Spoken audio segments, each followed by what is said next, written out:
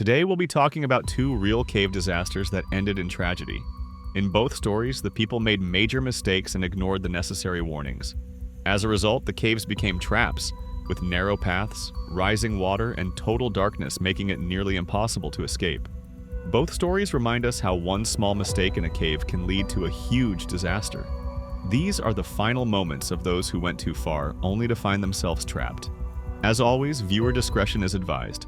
First, let's go to Radium Springs, where one dive and a few bad choices led to a deadly end. In Albany, Georgia, there is a beautiful place called Radium Springs. The water there is clear, cool, and calm. It flows from the ground at a powerful rate, about 70,000 gallons every minute. People come to see the spring's peaceful beauty, but deep below the surface, something mysterious lies hidden. Beneath the spring is a giant underwater cave system. It stretches more than 1,500 feet. The tunnels twist and turn like a honeycomb, and only one way leads inside, a narrow 3-foot hole at the very bottom. Few people ever dared to enter. It looked beautiful on the outside, but inside, it was dark, tight, and dangerous. This is where two brave men chose to dive. On March 15, 1955, 28-year-old Navy diver Murray Anderson stood with his friend Donald Garreau at Radium Springs. Murray had over 200 hours of diving experience and was the leader of the Macon, Georgia Skin Diving Club. Donald was also a member of the club and trusted Murray completely. At that time, diving was risky. Safety rules were weak and proper gear was expensive. So, both men used homemade equipment built from spare parts and items from local hardware stores. Radium Springs had a glowing blue light caused by radium, a dangerous radioactive element once thought to have healing powers. Despite the risks, Murray and Donald were confident. They arrived early, spent hours preparing their gear, and by midday they were ready to dive into the unknown tunnels below. By midday, they were ready. With their homemade flashlights in hand, Murray and Donald slipped into the crystal clear water. Slowly, they swam toward the small opening at the bottom of the spring, the only way in. Inside the twisting, claustrophobic tunnels of Radium Springs, every movement was a careful decision. Murray and Donald swam with purpose, their bodies positioned close to the cave's jagged walls. They kept their fins pressed tightly against the sides to avoid disturbing the thick layer of sediment that covered the cave floor. The water was cold, dark, and suffocating, the only light coming from their homemade flashlights cutting through the murk. Each stroke was deliberate, each breath drawn slowly as they moved through the water, trying to make as little disturbance as possible. At first, everything seemed fine, but as they ventured deeper, the weight of their earlier mistakes began to sink in. They had failed to lay down a dive line before going in. Now, as they swam deeper into the cave, they unspooled the rope, careful not to stir the floor beneath them. But the rope was too short, only 200 feet, and they were already out of range of safety. Donald reached the end of the rope and stopped. The unmapped part of the cave was ahead, but it was time to turn back. He looked to Murray and gave the signal, ready to return to safety. Murray, however, wasn't ready to leave. His eyes flicked towards the dark tunnel that stretched out before him. He had come this far, he couldn't stop now. With a firm motion, he swam toward the narrow opening, abandoning the safety of the dive line. Donald hesitated, then turned to swim back, retracing their steps through the winding tunnels toward the surface. The cold water wrapped around him as he navigated the tight passages, but he never looked back. Murray, now alone, swam deeper into the darkness. The uncertainty of the cave's twists and turns loomed large in his mind, but there was no turning back now. The further he swam, the more the reality of their earlier mistake became clear. Splitting up was a fatal choice. The 28-year-old Murray Anderson pressed on. He swept his homemade flashlight slowly from side to side, its weak beam slicing through the murky water. Tunnel after tunnel appeared before him, each one nearly identical, narrow and shadowy. Still, he pushed forward, chasing the vision he'd dreamed of for years. He believed just one more turn would reveal the hidden chambers he longed to find. But the cave was changing. With each slow kick of his fins, Murray stirred the soft sediment below. A gray cloud began to rise behind him, at first small, then thick and choking. The water that was once crystal clear turned into a fog of debris. Visibility dropped to inches. Still, he didn't stop. His breathing quickened. He grew impatient, reckless, even angry. His dream blinded him to danger. He swam faster, slicing through tunnels that twisted like roots under the earth. Suddenly, the silt swallowed everything. Darkness closed in. The walls vanished in the cloud. And then, it happened. His flashlight flickered, and everything became pitch black. Instantly, Murray froze. The silence was crushing. The cold of the water felt sharper now. He reached out with both hands, searching for the dive line. Nothing.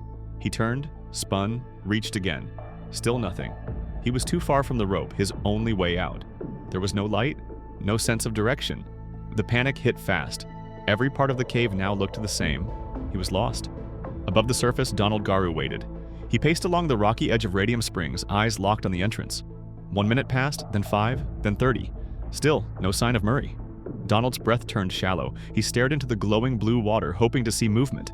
But the surface stayed still. 1 full hour had passed, and deep in his gut, Donald knew something was wrong. Very wrong.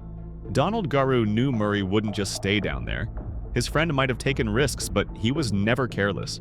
Murray had trained others, led dives, and always respected safety. Something had gone very wrong. Donald checked his watch. The time didn't lie. Murray's air tank had to be nearly empty. There was no more waiting. Heart pounding, Donald rushed from the spring. He needed help, and fast. By nightfall, backup arrived. Jim Britton and 2 other divers stood beside Donald. Their faces were tense. The glow from Radium Springs lit their gear with a soft blue hue as they suited up. Each man strapped on a fresh air tank, tested flashlights, and prepared to enter a cave that had already taken one of their own. They slipped into the cold water. Inside the cave, visibility was near zero. The water, still thick with silt, made every movement slow and cautious. The men felt their way forward, hands brushing the walls, fingers grazing the dive line. The tunnels twisted and narrowed. The deeper they went, the colder it got. They whispered to themselves in silence. Just a clue, just a sign. But there was nothing. No bubbles, no movement, no sign of Murray. Donald pushed deeper, checking tunnel after tunnel. His legs burned, his chest tightened, but he refused to stop. This was his best friend. He wasn't going to leave him behind. But the cave pushed back. Air ran low, muscles ached. And in the end, the rescuers had to make the call. They swam back up, empty-handed. Word spread quickly. People at the nearby hotel gathered at the edge of Radium Springs. Lanterns flickered in the dark. Murmurs filled the air, but no one could do anything but wait. Then news reached the Navy. A team of elite divers was flown in from Charleston, South Carolina. Their mission? Bring Murray home. By the time they arrived, more than 20 hours had passed, and down below the cave was still silent. The Navy team moved fast. As soon as they arrived, there was no waiting. Within 30 minutes, they were suited up and slipping into the cold, glowing waters of Radium Springs. The cave entrance looked peaceful, but everyone knew what had happened here. They followed the same dive line laid by Murray and Donald. The water, no longer cloudy, had cleared just enough to see. Their flashlights cut through the darkness as they moved carefully through the twisting stone tunnels. Then, just seconds into the cave, they saw him. Murray Anderson was there, floating near the ceiling of the chamber. Still, quiet, and just feet above the dive line. It was a heartbreaking moment. The rescue team realized the truth. Donald and the others had likely swum right past him, again and again, not knowing he was just out of sight, hidden by darkness and silt. At 8 a.m. on March 15th, they brought Murray's body out of the spring. Above the surface, a heavy silence fell over the crowd. People watched from the banks, stunned. The glow of Radium Springs now felt strange instead of magical. The tragedy at Radium Springs changed everything. Divers across the country took notice. New rules were made, and the cave was closed to the public. Now, all divers must follow 3 main rules. Always use a dive line. Always carry more than 1 flashlight. Always follow the rule of thirds. The rule of thirds means 1/3 of your air for going in, 1/3 for coming back, and 1/3 for emergencies. Murray Anderson's story became known as the first recorded death of a diver in a water-filled cave in the United States. His tragic dive helped change the way people thought about underwater exploration. Today, divers are taught to plan better, stay together, and respect the power of nature. But not everyone learned from those lessons, and another tragic mistake was waiting to happen. This time, in the caves of Hawaii. In the quiet town of Hana on Maui, just over 1,500 people live far from emergency help. There's no hospital, no cave rescue team, only a small fire station with limited gear. If something goes wrong underground, you're on your own. Waianapanapa State Park draws visitors with its black sand beach, crashing waves, and glowing blue pools. Hidden among the beauty is a cave system that looks safe, but it's not what it seems. Waianapanapa isn't a typical underwater cave. Most of it looks dry. The paths were shaped by water long ago, but now many sections are walkable. Some parts feel like wide, rocky hallways with tall ceilings and open air. In other spots, the ceiling drops so low you have to crawl on hands and knees. There are tight gaps where you must squeeze sideways and smooth floors that suddenly turn rough or slick. Long ago, Princess Papoalea tried to hide from her violent husband, Chief Kakea, inside these very caves. He found her and killed her. Locals say the red shrimp that color the water each year are a sign of her blood. No one has ever mapped the caves. The paths twist and split without warning. From the outside, it looks peaceful, but once inside, it's easy to get turned around and very hard to find your way back. In 2017, Gregory Wilhelm, a 33-year-old from Novato, California, decided to push his limits and explore the Waianapanapa Caves in Hana. It was a sunny January day when he and his friend arrived, both excited to dive deeper into the caves than they ever had before. Gregory had explored this place the year before without any issues, and that memory gave him a false sense of confidence. This time, however, he chose not to bring any diving gear. No wetsuit, no oxygen tank, no rope. Instead, he carried only his phone, its flashlight tucked loosely into a plastic bag, his sole source of light. The caves seemed calm, the water was clear, and the beach was peaceful. But beneath the surface, hidden dangers lurked. With only one entrance, the cave system was a maze of twisting paths and narrow openings, leaving no room for error. As Gregory and his friends swam deeper into the cave, the calmness began to shift. The water started to rise, slowly creeping higher. But they didn't know that a high surf warning had been issued that day, pushing brackish water into the tunnels. Normally, freshwater caves are calm, the water still and predictable, but not this one. As they moved deeper into the labyrinth, the ceilings grew lower and the passageways more cramped. In places, the roof was so low that they had to duck and crawl to move forward. The water filled the narrow spaces quickly, pushing them to keep moving. But Gregory didn't hesitate. Maybe it was curiosity, or maybe he felt invincible. He pushed on, deeper into the darkness, but then, the worst happened. The two friends became separated. Gregory, holding the only light, pressed on deeper into the cave, leaving his friend behind in complete darkness. His friend, somehow, even without light, managed to find his way back to the cave's entrance. He met up with the other members of the group, breathless, and explained what had happened. They all waited anxiously for Gregory to return. Minutes passed, then an hour, and still there was no sign of him. As the time stretched on, worry crept in. What started as a fun adventure was now turning into something far more serious. Hours went by and still Gregory didn't come back. His friend, unable to sit still, decided to return into the cave to look for him. He had no light, no way to see, but the thought of leaving Gregory behind was too much to bear. Stepping carefully into the blackness, he felt the cold, damp air wrap around him, each step echoing through the empty tunnels. Blindly searching, he tried to find any trace of his friend, but the cave swallowed everything. Then, through the darkness, he saw a faint light flicker. It was Gregory's phone. His friend rushed toward it, his heart racing. The phone was still in the plastic bag and it was still working, offering the only source of light in the vast cave.